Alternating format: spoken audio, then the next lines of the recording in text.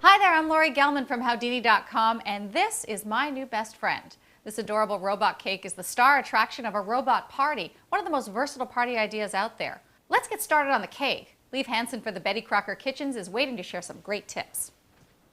Hey Liv, how are you? Hi Lori. I can't believe we're going to make that robot cake out of this size cake. I know, it's pretty cool, right? Unbelievable. Let's see it. Okay, so this is a 13 by 9 inch cake.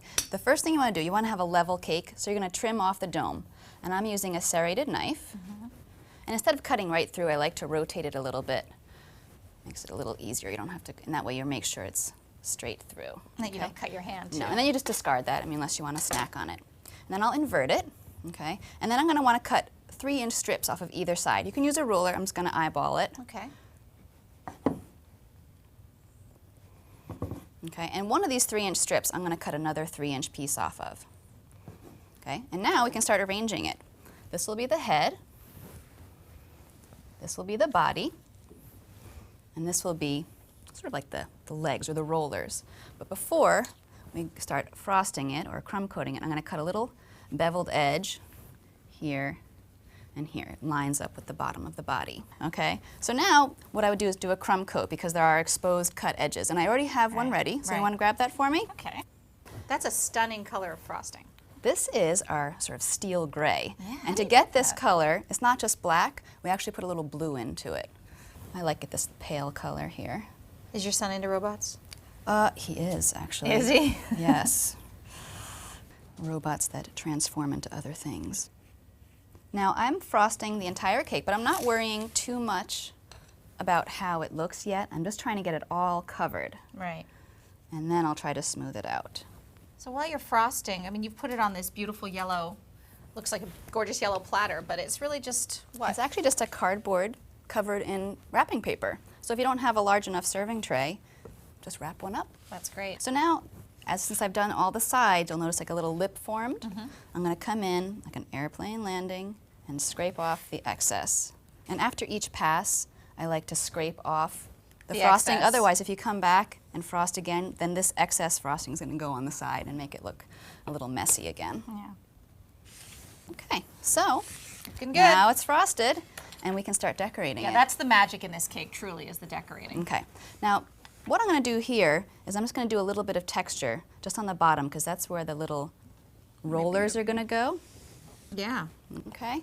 So now I'm going to take fruit by the foot snack and we're going to cut it and make a square here that we're going to fill in with little buttons.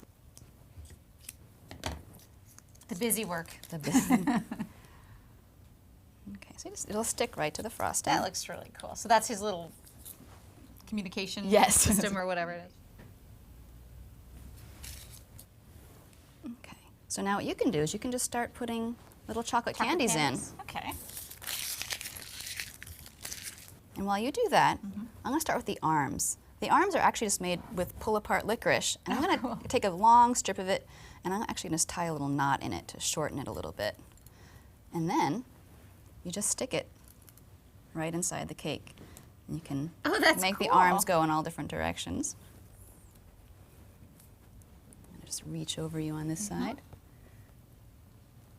So he's like this? Yeah. All right. And some of the extra pieces, you can actually just do some like highlights there. Okay. All right. Okay. So then I'm going to put the little rollers on. These are just little chocolate wafer cookies. Yum, I love those. And all I have to do is just press it right into the cake. And we'll line up a few of them. How many wheels does she have? Oh, let's see. I'm thinking she'll have either 6 or 7. Okay. She's a 6-wheeler. But she needs a face. She does. So let's use some of those little jelly circles and you can... Those the eyes? Those are the eyes. And then you can always put like a little candy, even in the center. Give it a little pupil. Is this a nose, by any chance? Those are ears. Oh, They're going to go okay. right on the side there. And then it gets a little bit of a worried expression there, a little zigzag face. And then just a couple more accents. I'm going to use more of this licorice. I got the colored licorice. And what I did is I actually cut it. I'll show you how I did. You just take a scissor. I just cut in between the ridges here. Where do you get licorice that color? I've never seen blue licorice. You can get them at grocery stores. Really? Even, yeah. And these are going to be like little antenna. And again, those just get stuck right into the top of the cake. You can fan it out a little bit.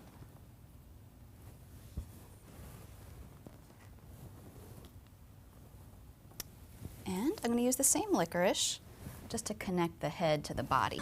I wondered why you Cut it left to the size. space. I'm going to do 2.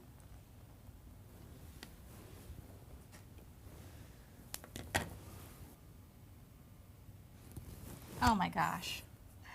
This is great. I mean, I think every home should have a robot, especially if it's as cute as this one. Thank you so much. Thanks, Lori. Good to see you. And you'll find lots more birthday cakes from the cake experts at the Betty Crocker Kitchens on Howdini.com.